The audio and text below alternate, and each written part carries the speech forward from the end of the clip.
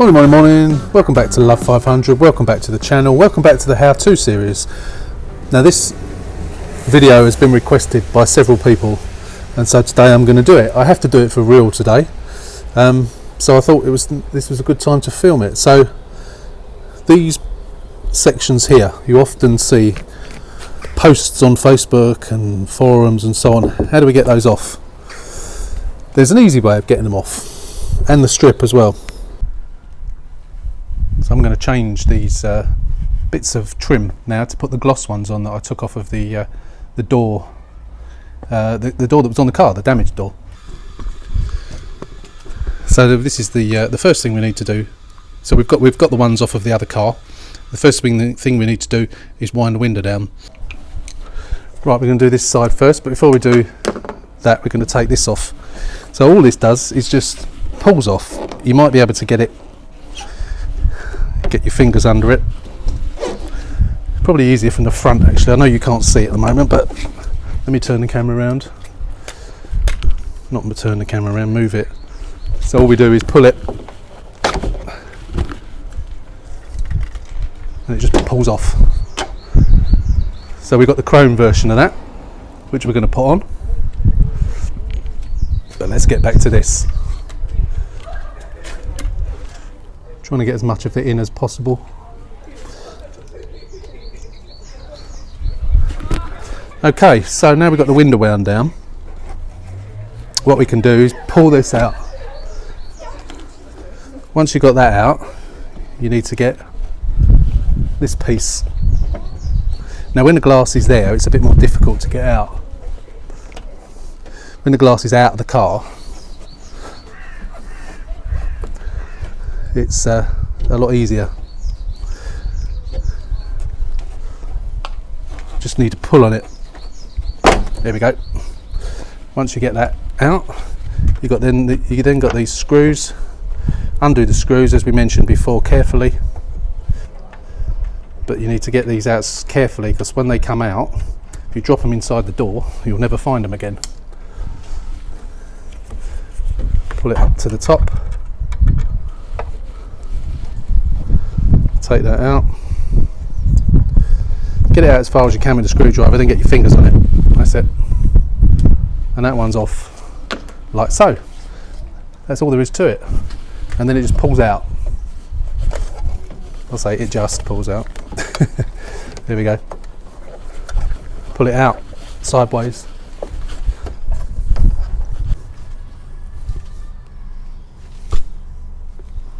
Yeah, so the reason it wouldn't come off is because you have to open the door because it pulls sideways. So once you've got it, it's got a lip just there, and that lip goes onto the edge of the door. So obviously if the door is closed, you can't do it. Now this piece is got a bit wet, so I'm just drying it off. And then you hook it onto the edge of the door, like so. Now you need to feed it into the bottom as well. So it's a little bit tricky. You need to get it under the rubber.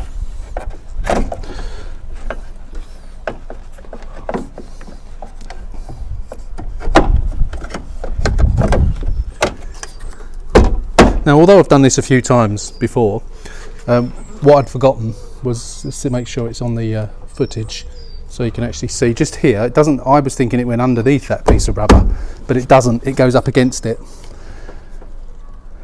And I was trying to get it underneath. So at the bottom, it's very bright today, it's difficult to see in the lens. The bottom needs to be, the entire thing needs to be the other side of that lip. And then the two screw holes need to be lined up, obviously. Now this is the bit where you can lose these screws when you're getting them back in again. Oh, that's moved. There we go, let's shut that now. So you don't want to lose these screws now either, which is easy to do. And I'm just about to, I think. Do everything you can not to lose these. It's probably wise to stick something.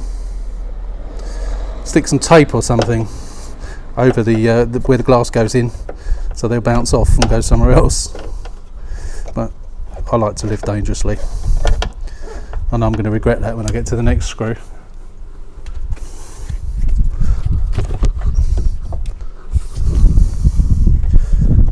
Which for some reason isn't lined up. There we go. Now it is.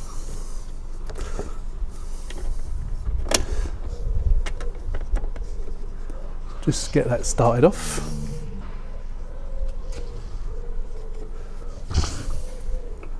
Like so. And look at that, I've done it without losing it. Wonders never cease. I've lost it many times doing this. Thankfully not this time. Right, that's in. So now what you need to do is get this now. It needs to be threaded back in behind the glass at the bottom. So obviously the glass will run up in this channel. So it needs to be in the right place. Push it back underneath. Don't be tempted to use a screwdriver to do this, because if you make a hole in it, which again I've done, then your water will get in, and also your window will get caught in that hole and will rip the hole even bigger. So you should just use your finger or a blunt instrument. I think that's back all the way now. And then once you've done that, you can get this back on as well, like so. That's it, job done. That's that bit. Now we need to do the front bit. Okay, so the same, pretty much the same method applies on this piece. Again, it's 2 screws, and you need to get this trim out of the way. The mirror gets in your way slightly here. Now I wouldn't be as I wouldn't say remove the mirror, but if the mirror's not there, it does make it a little bit easier. There you go, pull that out of the way. This bit is easier to get out of the way actually. It's not as difficult as the other bit.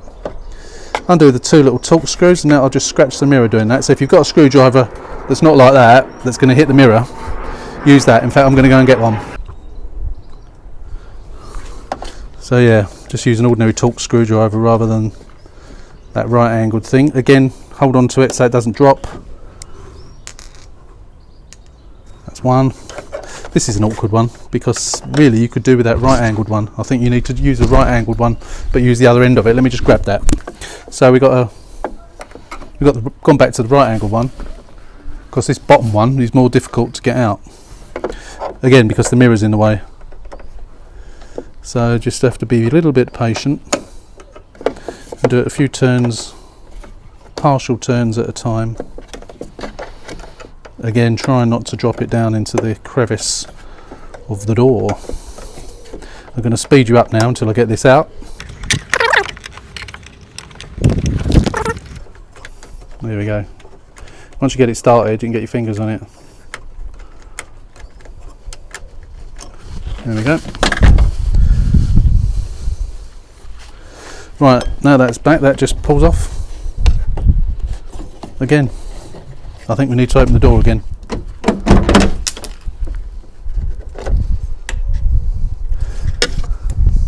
Now that hooks, as well as going around the door, it also hooks into a piece of the rubber. So you've got a double lip on it. You've got to lip that side, which goes into the rubber, and then you've got to lip that side, which goes onto the edge of the door. So let me get the new one, or the other one, the gloss one, and we'll come back.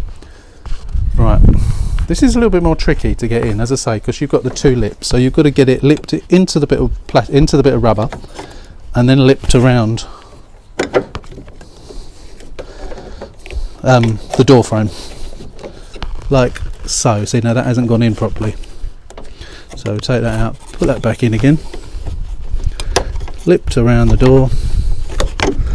There we go, like that. You'll see it when it's a bit difficult for me to show it, but once it's in, you can see that it's in. Like that. That's it.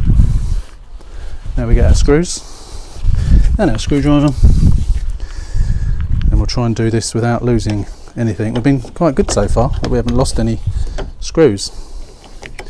Let's hope this continues.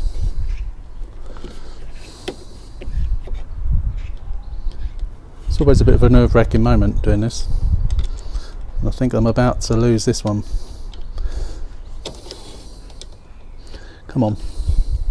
I suppose a magnetic one will be better.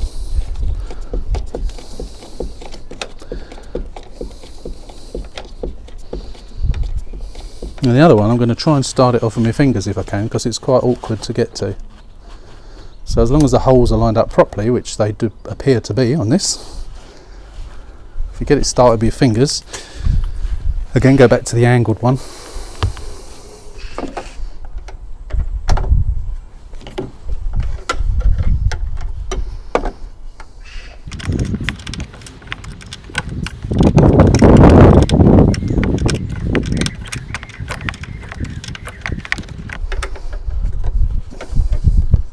That's it.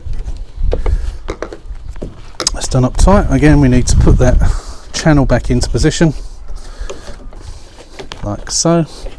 Make sure it's pushed home all the way, and then get that piece of felt on. And then the last thing we have to do is replace this chrome piece, the other bit that runs along the length of the door. So we'll just grab that chrome piece and put that. Oops, right. So this just pushes onto the door. Now you need to get it in the right place. Am I putting it on upside down? Yep, I am. Does help if you put it up the right way. Again, keep the window open to do this. I think sometimes it's better to get it on at the back. Once you get it started, you're alright. It can be a little bit tricky.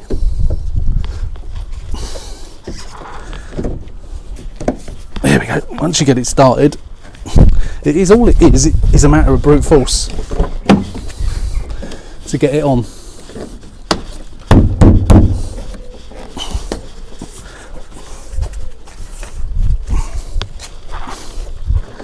think that's on. It's a bit high this side. I think what I may have done when I was taking that off, I think I may have bent the metal on the door inwards a little bit. And it's difficult, it won't go down properly. I'm trying to get the camera on it. So I think all I need to do is lift that off of there and bend that out a little bit. It's just a bit too close. So when I was trying to lever that off before I actually realised that you have to open the door.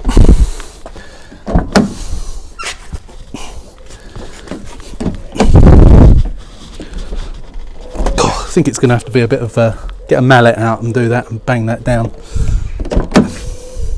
So it doesn't want to go down any further. As I say, it's better off you're doing it from one side.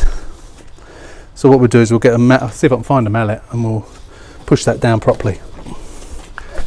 So that's it. All I did was got a little block of wood and a mallet, tap that down, tapped it down at the other end, and it's done. So there you go. That's how you do it.